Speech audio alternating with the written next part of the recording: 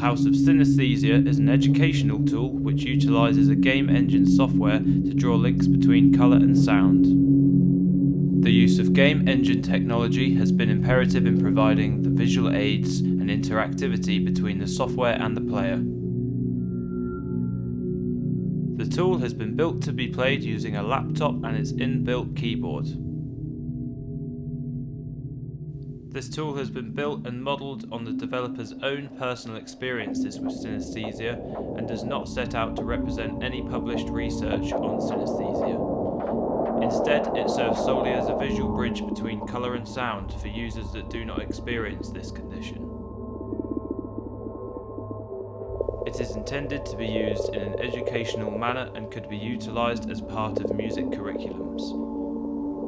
It can also be used as an introduction to interactive compositional tools for students with no prior experience. To use the tool, players will use the arrow keys to navigate the game map and the trackpad to aim and shoot. The projectiles are fired via the clicking of the trackpad, and the red central marker is your aiming guide.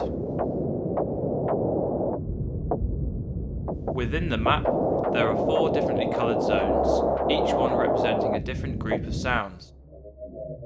Interactive compositional techniques then stem from 3 different typologies of sound. The first typology being ambient sound beds that have been placed with differing attenuation zones within the game. These sounds are constant and are only changed by the character's location within the game map. They do not have any visual markers other than the colour of the zone in which they appear. The second typology of sound is locative audio. These appear with the same zones of volume attenuation, but are shorter samples of sound and are represented by white spotlights.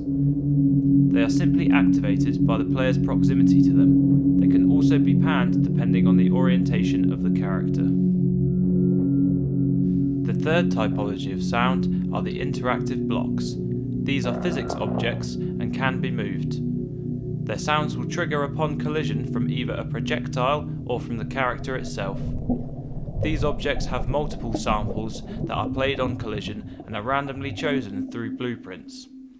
In some cases, these blueprints also apply some pitch and volume modulation to the samples.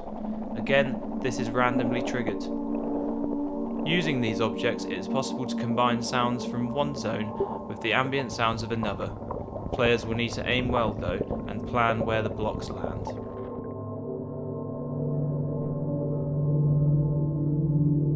Objects are coded via colour in order to establish which zone they belong to. Their size also directly correlates to the length of samples that they will trigger.